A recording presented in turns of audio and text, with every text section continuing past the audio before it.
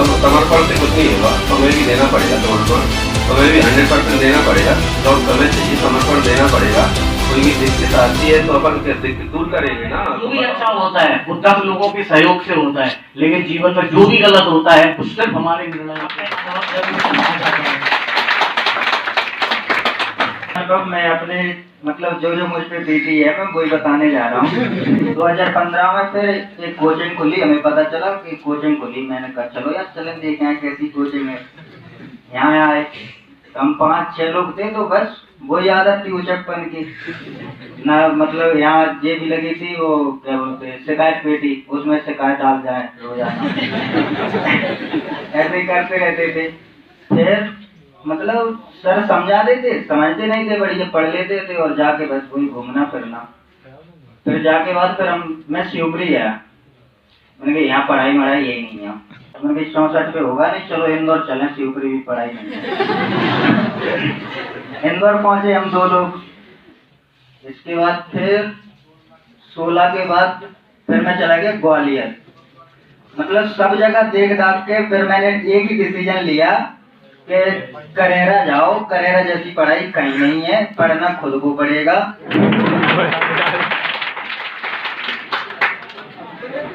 मैं सत्यम यादव ग्राम कालीपाड़ी से हूँ और मैं जब 2017 और 18 में मेरा 12th हुआ था तो मैं करेरा आया। मेरा भाई एक आशीष यादव इधर ही बैठा हुआ, देख नहीं रहा मेरे को, वो है बाहर साइड।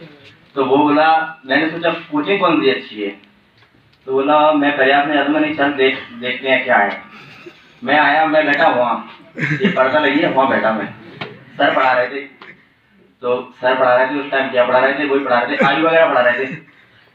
तो सर बोले कि माता और पिता है और बच्चों की जो जन्म होता है तो उस टाइम जो आयु होती है वो अंदर हमेशा रहता है। मेरी बात तो सही है। तो फिर मैंने सोचा, सर ने क्वेश्चन करवाया। अब सर करवाते थे उस टाइम अनुपात से, तो मैंने सोचा कि अनुपात क्या होता है। तो मैंने उससे बोला, मैंने क्या पढ़ा रहे हैं, समझ में नहीं आया क्या पढ़ा रहे हैं। तो भाई बोला तू रुक 4-5 दिन देख, और चला जाना, तेरा मन में हो तो चला जाना, रुकना हो तो रुकना, नहीं रुकना हो तो मत रुकना। मैंने जब ठीक है देखा है बस। तो बस 3-4 दिन और आया, सर आए। सर से तो सर आए तो सर पढ़ा रहे थे। उस दिन ज्योग्राफी पढ़ी मैंने पहली बार। बोले भारत होता है। मैं बोला भारत होता है, बोले ऐसे ही पढ़ा रहे थे उसका वो मैं पढ़ा रहे थे शुरुआती में। तो मैं पढ़ाया तो रस्टर के बाहर ही निकल गया वो। तो वो मैं पढ़ाया, धीरे धीरे सीखा, घर पर सीखा। पहली बार घर पर पढ़ा तो सर ने बताया भारत की जानकारी, सामान्य जानकारी, वो डिग्री अक्षांश देशांतर बताया। तो वो मैंने घर पर देखा। मैंने यार सर सही पढ़ा रहे कि नहीं पढ़ा रहे, पता कैसे पढ़ा रहे। तो सर ने, मैंने सर इसका मैथ का बुक, मैंने सर ने बताया एटलस ले लेना तुम ऑक्सफोर्ड का। मैंने वो लिया। सर ने सही पढ़ाया है, सही पढ़ा है। फिर मैं धीरे धीरे रुका। तो गुप्ता जी सर से मैंने एक 2 बार सर क्वेश्चन पर थोड़ी मेरी जैसाबाजी भी हुई। सर से 2 बार हुई, मुझे ध्यान है अभी तक 2 बार हुई। एक बार सर से भी हो गई। वो हुई इस बात पर हुई थी, पता नहीं क्या, एकदम सर मुझसे बोले ये बताओ, खड़े हो नहीं हो रहा है सर बोले आंकड़ा क्या हो रहा है। तो क्या है, मेरी आवाज है ना वो आंकड़ा में गायब की है। तो उसके लिए मैं मन में तो कह देता लेकिन सर से कुछ कह नहीं पाता था। तो ठीक है, फिर अभी 1 साल मैंने यहाँ तैयारी की, घर पे कुछ नहीं पढ़ा, पता ही नहीं था क्या है। बस 1 साल हो गया, 1.5 साल हो गया। अब इसके बाद सर बोले यार पढ़ा करो, तेरी बुद्धि तेज है। एक बार सर तुम्हारी याद है, पढ़ती नहीं हूँ, क्वेश्चन पूछता हूँ आंसर नहीं देते हो। तो ठीक है, मैंने ये शुरू करेंगे। तो फिर मैंने धीरे धीरे पढ़ना शुरू किया। तो पिताजी बोले यहाँ तो तुम पढ़ गए, पिताजी बोले यहाँ तो तुम पढ़ गए, तुम बाहर जाओ।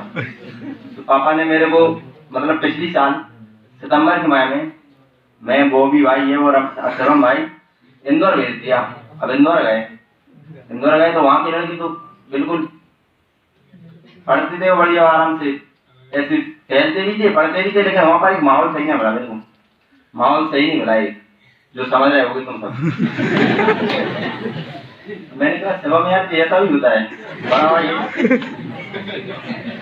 वहाँ पढ़ा sir, CNC career academy Indore वाली ज्वाइन की, तो वहाँ पढ़ाया उन्होंने। तो क्या सर जो पढ़ाते थे चौरसिया सर, भारत की सामान्य जानकारी, उसमें से कुछ पॉइंट ऐसे थे जो वहाँ नहीं बताए और यहाँ बताए। तो मैंने शिवम से कहा कि सर चौरसिया सर अच्छा पढ़ाते हैं यहाँ से, तो शिवम बोला देख लेते हैं क्या होता है। तो रुके, फिर वहाँ रुके हुए चलो पढ़ेंगे, वहाँ से पढ़ना भी शुरू किया। फिर मैंने समथिंग 5 घंटे 6 घंटे जितना मन लगता उतना पढ़ा, खाना भी बना लेता था। तो मैं घर आया तो घर ही रह गया। अब मैंने कहा वहाँ नहीं जा रहा है, अपन माहौल सही नहीं है, वो 1 नंबर का माहौल देता है। तो वहाँ से आया घर, तो घर से अभी प्रयास अकेडमी ज्वाइन की। लेकिन इस अकेडमी में जो मिलता है ना, वो इतने में कहीं और नहीं मिलता है। इस बात की आप समझो या ना समझो, ये बात तो तय है। मिलता है जो इतने में यहाँ मिलता है वो कहीं और नहीं मिलेगा, इस बात की गारंटी मैं दे रहा हूँ। सर नहीं देंगे तो मैं दूंगा इस गारंटी। पीछे करने का भरपूर प्रयास करेंगे, लेकिन तुम ऐसा पैर जमा लो अंगद की तरह कि कोई उसको पीछे ना हटा। क्या बात है, सबसे पहले तो 12 जब अपन करते हैं ना, तो ऐसा मार्गदर्शन होना चाहिए, ऐसा कि 12 के बाद क्या है, 12 के बाद सारी चीजें बदल जाती है। वो सिस्टम नहीं रहता है कि अपन को पेपर ही निकालना है, वो सिस्टम होता है कि अपन को जॉब कैसे प्राप्त करना है। तो गाइडेंस का 12 के बाद मिलना बहुत ज्यादा जरूरी है। उसका फिर हमने वहां से कोचिंग स्टार्ट की। फिर कुछ हमने कंडीशन भी रखी थी कोचिंग की कि हम पूरी मेहनत के साथ पढ़ाएंगे, पूरी ईमानदारी के साथ पढ़ाएंगे, है ना। और हम करेरा में ये भी हमारा पहले से तय था कि हम करेरा में एक नया आयाम खड़ा करेंगे और इस सिटी सेंटर को हब बना देंगे। तो आज लगभग मुझे ऐसा लग रहा है 90% तो है ऐसा कि सिटी सेंटर हब बन चुकी है ना। और भी अभी हमारे और भी है, हम क्या है पहले बोलते नहीं है, पहले तो कभी नहीं कहा कि हम बनाएंगे ये करेंगे। जब हो जाता है ना तब बता देते कि देखो ये हो गया, पढ़ाएंगे, ये पहले से तय कर लिया था। फिर उसके बाद ये मतलब ऐसा हुआ कि हमने यहाँ पर सोचा कि हम बन गया, तो अब बन गया लगभग 90% ऐसा है। और भी अभी भी जितनी भी कोचिंग है वो तो हॉल नहीं मिल रहा है, यहाँ पर हॉल नहीं है खाली, तो समझ रहे, हॉल खाली नहीं मिल रहा है। हॉल मिल जाए तो बताओ चलो, हॉल नहीं मिल रहा है खाली, नहीं तो और भी कोचिंग आ जाती है ना। तो अभी और भी हमारे कुछ टारगेट है, उन टारगेट हमें पूरा करना है और बिल्कुल ईमानदारी के साथ, तुम्हें पता है हम करते ही।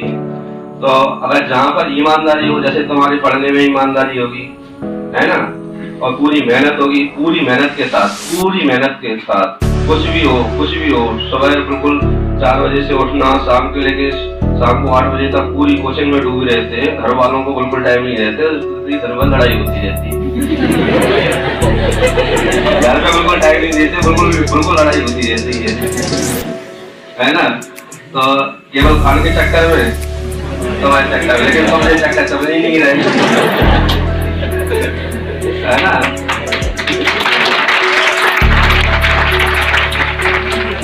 कभी मतलब ऐसा लगता है कि हमारे मतलब समर्पण से कुछ नहीं होगा, तुम्हें भी देना पड़ेगा समर्पण, तुम्हें भी 100% देना पड़ेगा। जॉब तुम्हें चाहिए, समर्पण देना पड़ेगा। कोई भी दिक्कत आती है तो अपन दिक्कत दूर करेंगे ना, तुम बताओ ना, ठीक। तो मेरा मानना तो बस यही है कि तुम मतलब अबे तो पूरी बातों को भूल के केवल पढ़ाई पर अपना जो भी है तुम्हारा मतलब कोई भी मतलब तुम्हारे दिमाग में मुद्दा है, सब मुद्दों को भूल के कि अपन को ये मुद्दा करना है, हिंदुत्व का करना है और ये करना है, वो करना है। अपना भी केवल पढ़ाई, केवल अपना क्या है, केवल पढ़ाई पर है ना। तो जितना भी जोश और जज्बा है सब कार्य में लगा दो, पढ़ाई में लगा दो। दूसरी जगह एनर्जी, बिल्कुल एनर्जी तो दी गई है, चाहे तुम रेलियन में लगा दो, चाहे क्लास में लगा दो, चाहे और दूसरे दिमाग में लगा दो, है ना। दिमाग तो मतलब तुम्हारे पास एनर्जी वही है, तुम पूरी 100% एनर्जी कार्य में लगा दो, गाइडेंस में लगा दो। तुम्हें 100% ईमानदारी, तुम्हारी पूरी ईमानदारी हो और तुम्हारी पूरी लगन हो, तुम्हारी पूरी मेहनत हो, तो तुम्हें 100% क्या मिलेगी, सफलता मिलेगी। आज नहीं तो कल मिल ही जाएगी, देर भले ही हो जाए, लेकिन सफलता। मैथ पढ़ने के लिए आई थी यहाँ पे सरस्वती क्लासेस नहीं मैथ की, और सर चढ़ते सर को देखा ओनली, और इनकी क्लास का लास्ट का लेक्चर देखा, और मतलब इनका बोलने का तरीका देखा, तो फिर मैंने सोच लिया मैं यहाँ रुक नहीं पाऊंगी, ना ही मैं यहाँ पढ़ पाऊंगी, क्योंकि मेरा जो नेचर, मैं किसी की बातें सुन नहीं पाती हूँ, सीधी बात है, उसको तुरंत जवाब देती हूँ, कोई भी चीज सुन नहीं पाती हूँ। तो मैंने सोचा मैं यहाँ नहीं पढ़ पाऊंगी, 1-2 दिन भी यहाँ मुश्किल है, शायद मैं टिक जाऊँ। फिर लेकिन सौरभ सर पढ़ाते थे तो उनका ऐसा नहीं तो नहीं है, क्योंकि मुझे तो मैथ पढ़ना था। फिर एक बार मैंने सोचा कि मुझे तो मैथ पढ़ना है, मुझे सर से क्या करना है, मुझे तो मैथ ही पढ़ना है ओनली, कोई बात नहीं।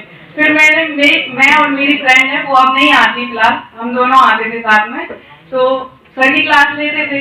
एक दिन क्या हुआ कि सर की क्लास के बाद हमने चौबे से सर की क्लास भी ली, ठीक है, क्लास ली, तब उस क्लास 1 दिन ली, 2 दिन ली, फिर मैं 2 दिन सर की क्लास ली। फिर मैंने सोचा सर की बातें सुनना जरूरी है, लेकिन बहुत अंतर है पढ़ाई में, बहुत ज्यादा।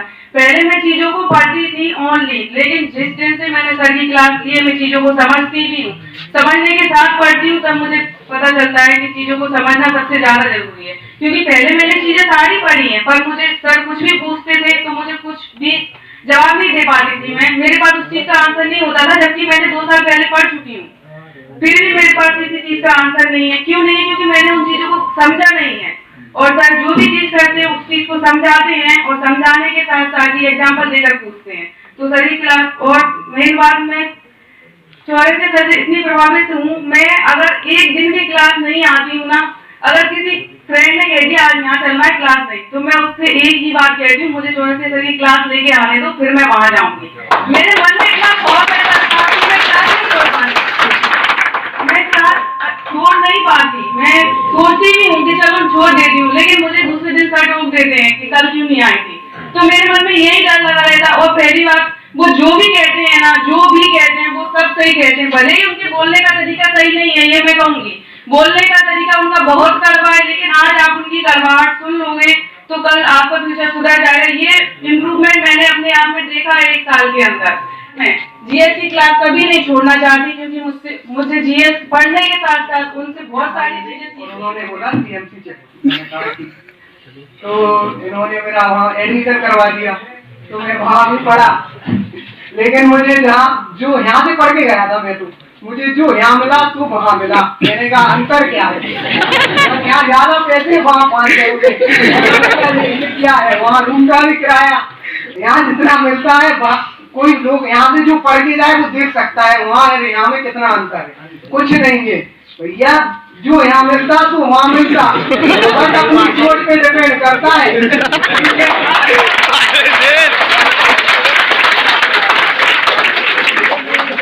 मेहनत खुद को करना पड़ती है। यादों का सफर, ये यादों का सफर यूं ही चलता रहे, ये यादों का सफर यूं ही चलता रहे, ना मिटे यहाँ का एहसास, ना भूले यहाँ की कोई भी बात, जाए कहीं भी मगर हमेशा साथ रहे यहाँ की हर बात, ये यादों का सफर यूं ही चलता रहे।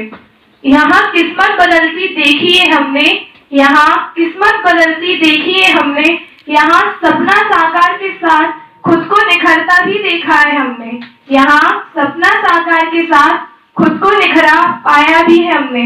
कटु शब्द से ही सही, कटु शब्द से ही सही, मगर अपनी छवि को सही यही पहचाना है हमने, अपनी छवि को सही यही पहचाना है हमने, ये यादों का सफर यूं ही चलता रहे। अनुशासन को पहचान कर अनुशासित सीखा यह है हमने, अनुशासन को पहचान कर अनुशासित होना सीखा यही है हमने। यहाँ हौसलों में बुलंदी और निराशाओं की खिड़कियों को बंद देखा है हमने, यहाँ हौसलों में बुलंदी और निराशाओं की खिड़कियों को बंद देखा है हमने, ये यादों का सफर यूं ही चलता रहे। इस सफर में बहुत कुछ सीखा है हमने, प्रयासों से जुड़े संघर्षों को भी देखा है हमने, प्रयासों से जुड़े संघर्षों को भी देखा है हमने। चाहे कहें चाबी वाला गुड्डा हमें, चाहे कहें चाबी वाला गुड्डा हमें, लेकिन इस लगन के पीछे हमारी सफलता का ख्वाब इन्हें ही देखा है हमने, इस लगन के पीछे हमारी सफलता का ख्वाब देखा है हमने। ये यादों का सफर यूं ही चलता रहे, इस सफर में बहुत कुछ सीखा है हमने। दोनों सरों को बहुत बहुत शुभकामनाएं देना चाहूंगा कि अपनी कोचिंग के सफलतम 5 साल बढ़िया अच्छी तरीके से बोले। और हमारे लिए ऐसा जो गाइडेंस यहाँ पे मिलता है वो कहीं और नहीं देखा मैंने। और आज मैं अगर किसी शख्सियत से सबसे ज्यादा प्रभावित हूँ या किसी को मैं अपने अंदर बैठाना चाहता हूँ या किसी को मैं अपना भगवान समझना चाहता हूँ, ये दोनों सर हैं कि आज जब मैंने एक जो होता है थका हारा इंसान, तो बस वही हम थे। तब मैं 18 जून 2018 को झांसी से वापस आया मैं, और 25 जून 2018 को मैं पहले दिन यहाँ पे सुबह 8 बजे के बैच में सौरभ सर के बैच था, मैं आया, अपने एक दोस्त था वो सालों उसके साथ आया मैं।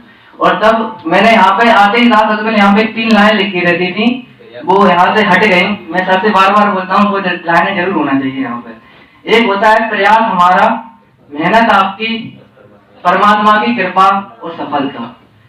मैंने इसको एनालाइज किया इन शब्दों को, लिखे तो बहुत जगह रहते हैं ये मोटिवेशन टॉट।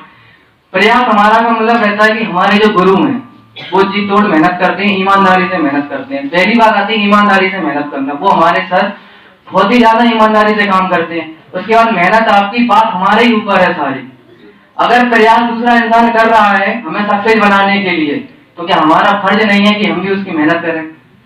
हमारा भी उनसे ज्यादा फर्ज इतना है कि हमें उनसे ज्यादा मेहनत करनी है, क्योंकि हम पढ़ के तो यहाँ से घर पे जा सकते हैं, लेकिन समझेंगे तो तभी तो हम पढ़ेंगे। और सफलता कोई एक दिन में नहीं मिलती, उसके लिए लगातार प्रयास करने पड़ते हैं। तब मैं 2018 में यहाँ पे आया तो फर्स्ट दिन ही मैं मोटिवेट हुआ था उस थॉट से, और उस दिन ही मैंने समझ लिया था कि यहाँ से अब कहीं नहीं जाना, क्योंकि यहाँ का जो माहौल है ये माहौल बहुत कम जगह मिलता है। कि ये यहाँ पे आने से एक अलग ही एनर्जी आती है। यहाँ पे जैसे हम प्रवेश करेंगे तो मन में उद्दंडता का भाव आता ही नहीं है बिल्कुल, कि हम क्या उद्दंडता फैलाएं, यहाँ पे फैला ही नहीं सकते हम यहाँ पे। और अगर मैं कहीं पे भी मुझे परेशानी होती है तो सीधा फोन लगता है सर के लिए, और यहाँ पर सर के घर पे पहुंच जाते हैं। तो वहां से जो हमें उनके साथ बैठने से इतनी ऊर्जा आ जाती है, सब डिप्रेशन, पता ही नहीं था कि डिप्रेशन भी कोई शब्द होता है, क्योंकि यहाँ से हमें एनर्जी मिलती है। ये यहाँ पे किताबी ज्ञान ना मिलती होगी, यहाँ पे व्यवहारिक ज्ञान मिलता है। हमें दूसरों का आदर करना सिखाया जाता है, दूसरों का आदर कैसे करें हमें लेकिन यहाँ पे जैसे ही आए तो यहाँ पे वो नहीं रहता। क्यों? यहाँ पे बात ही अलग है। जो यहाँ से मैंने बहुत सारी चीजें सीखी हैं, और आज मुझे मेरा सौभाग्य है कि आज मुझे यहाँ पढ़ाने का मौका मिल रहा है।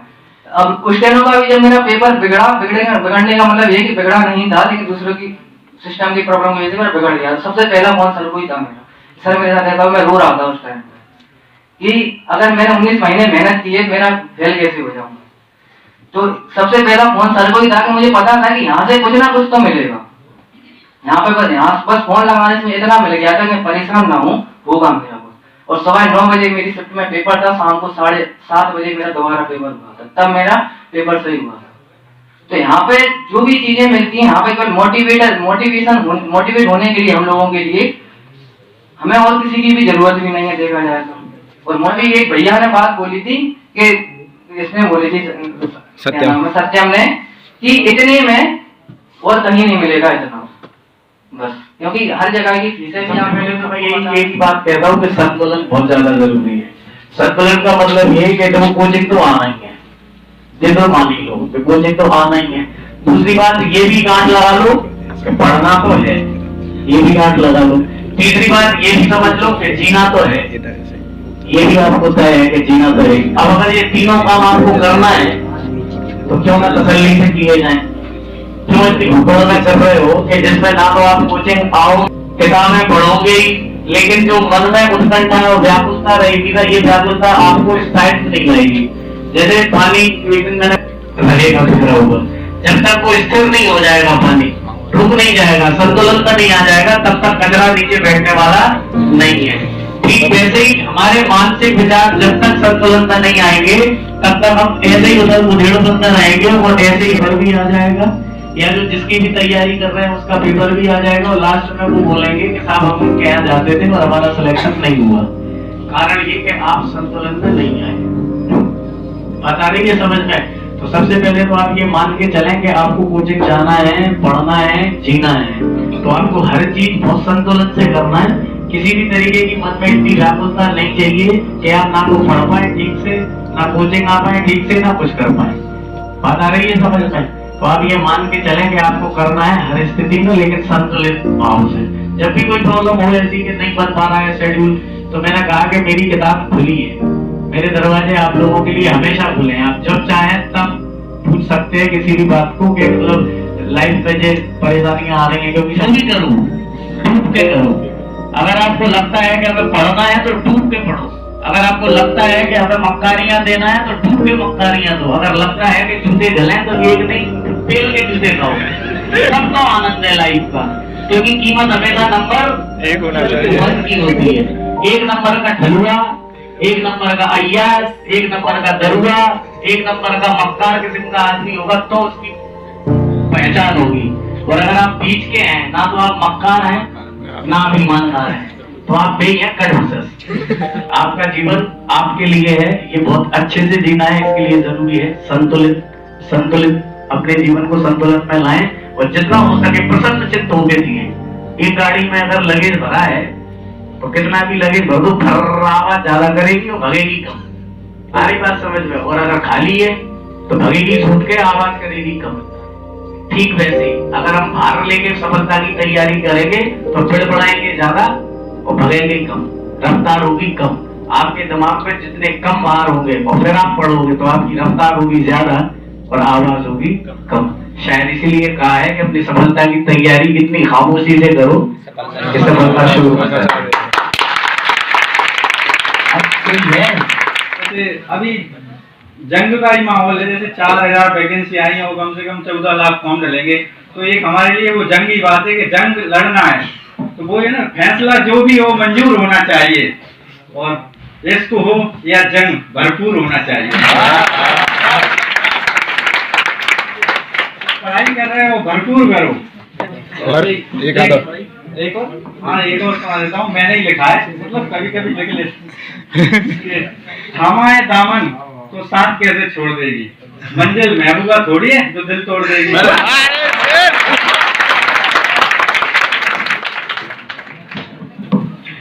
शुरू करती हूँ। करते हैं फरमाइशें पूरी है सबकी, करते हैं फरमाइशें पूरी है सबकी, और अपनी जरूरतों का जिक्र नहीं करते। जी हाँ, ये लड़के ही है जनाब जो ठाए रखते हैं जिम्मेदारियां कंधों पर, मगर उस तक नहीं करते।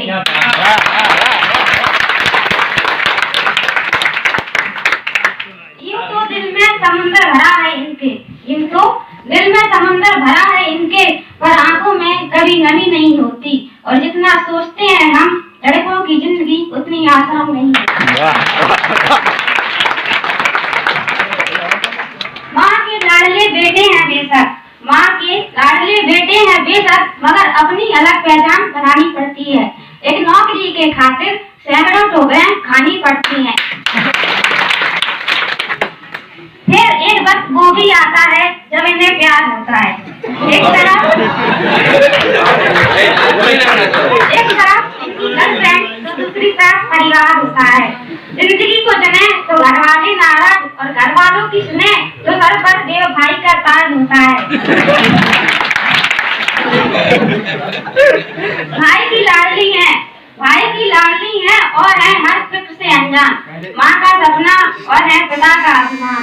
लेकिन क्या जानते हैं आप कि नन्ही सी इन परियों की एक दायरे से बाहर कभी उड़ान नहीं होती, और जितना सोचते हैं हम लड़कियों की जिंदगी उतनी आसान नहीं।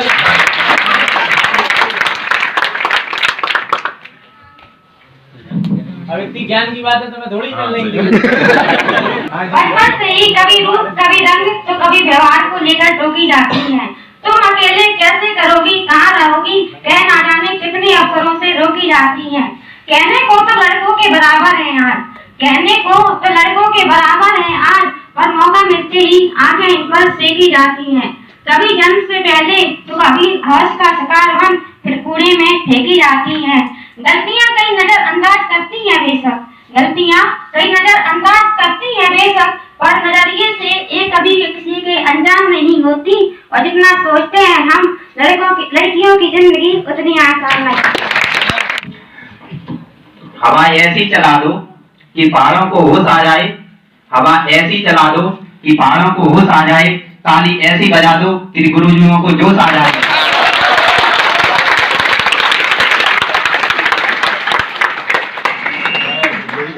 पहले तो मैंने पढ़ना बंद ही कर दिया था, फिर मैं नहीं पढ़ूंगा। पापा ने तो मुझे दुकान डलवा दी। फिर वहाँ पे फिर रोज ऐसे ही पेपर आ गए टेंथ के, 9th में तो ऊपर नकल करते हुए पास हो गया। अब 10th की बारी आई, भैया हमने सोचा कि भुनावली होगा तो जुगाड़ पॉइंट करके पास हो जाएंगे, लेकिन वो सेंटर कर ही निकल गया। अब सोचा कुछ पढ़ा नहीं, मम्मी बोलती पढ़ ले। जब तक मम्मी बैठी रहती थी, जब तक अपन किताब खोल के भाई बैठी रहती, मम्मी गई और अपन सोई। पेपर देने गए, वो तो शुक्र है इन लोगों का, लड़कियां मिल गई एक आगे होशियार। तो भैया अपन ने उनको यदि यार थोड़ा मोड़ा चपा दो अगर लाग लग जाए। तो भैया उनने चपाया, अपन को खोल के अपन ने पील के नकल की खोल ले लेते हैं। मास्टर था बढ़िया, बोला इनका उद्धार करवा दो। तो वो भैया लास्ट के पेपर के दिन एक दूसरा मास्टर की ड्यूटी लग गई, उसने मुझे खुद से बैठा के अलग बैठा दिया। उस दिन इंग्लिश का पेपर था, पहले अपन इंग्लिश से बहुत दूर भागते, पढ़ना थोड़ा कम आता है इंग्लिश। अब भैया नकल नहीं हो पाई तो सप्लीमेंट्री आ गई। फिर क्या करें, आराम मैंने कही पापा बोल रहे अब तुम एक काम कर करेरा जा। तो अपन करेरा आ गए भाई साहब, पढ़ा वो याद ना हुई, पढ़ी नहीं पाती थी। इंग्लिश तो हिंदी में लिखवा के नहीं आती थी सर जी, फिर याद करती थी, फिर भी नहीं याद करती। अब सप्लीमेंट्री का पेपर आएगा तो अपन ने यार मैंने कहीं भूल गए, तो अपन ने पीर के माफी भी नकल की नरवर में तो अपन 5 हो गए कुल मिला।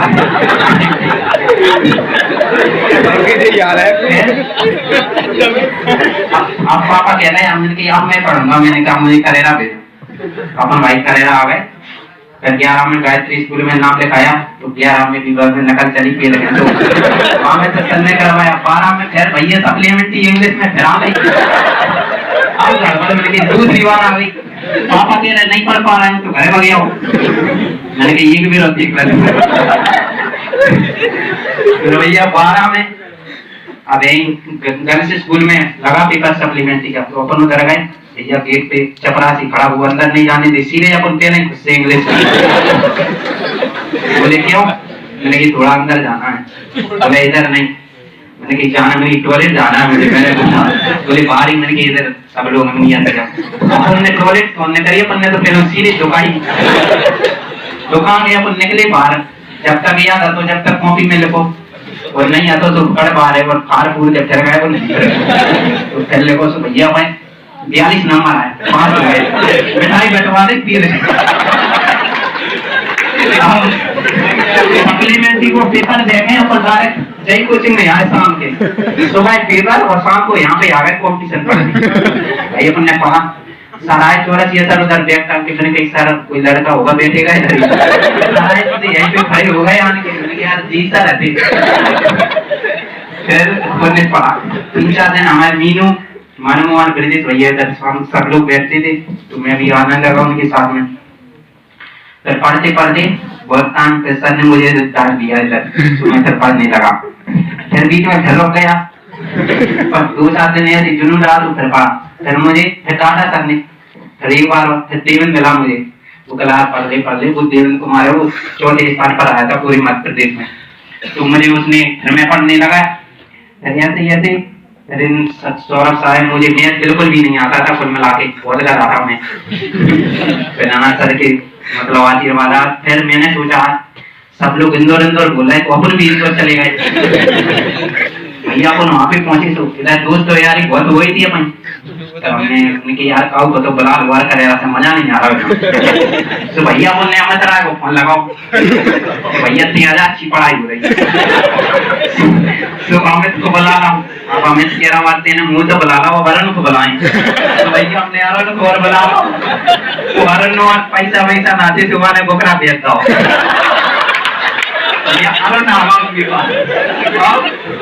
अब 3-4 बढ़िया बेटी पढ़ ले जाए या रोटी बनाए खाएं, दिन भर घूमे।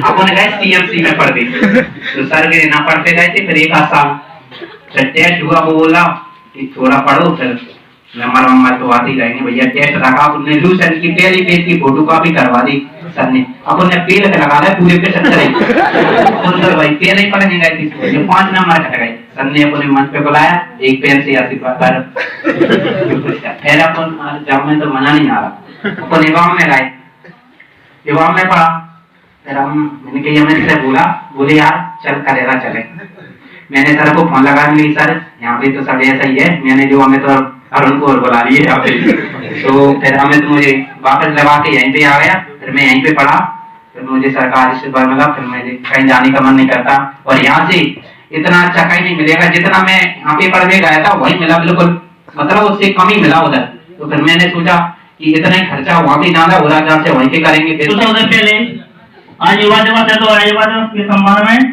मैं सबको यही कहना चाहता हूँ कि जो हमारे स्वामी विवेकानंद जी कहते हैं कि उठो जागो और जब तक प्राप्ति ना हो जब तक वो नहीं तो मैं भी सबसे यही कहना चाहता हूँ कि स्वामी विवेकानंद जी के शब्दों को ध्यान में रखते हुए अपनी पढ़ाई ऐसे करो कि जब तक अपने लिए लक्ष्य नहीं मिल जाए जब तक अपने लिए रुकना नहीं है और परिस्थिति चाहे कैसी भी हो अपने लिए अपनी पढ़ाई को नहीं छोड़ना है। मैं दो शब्द कहना चाहता हूँ कि कुछ कर गुजरने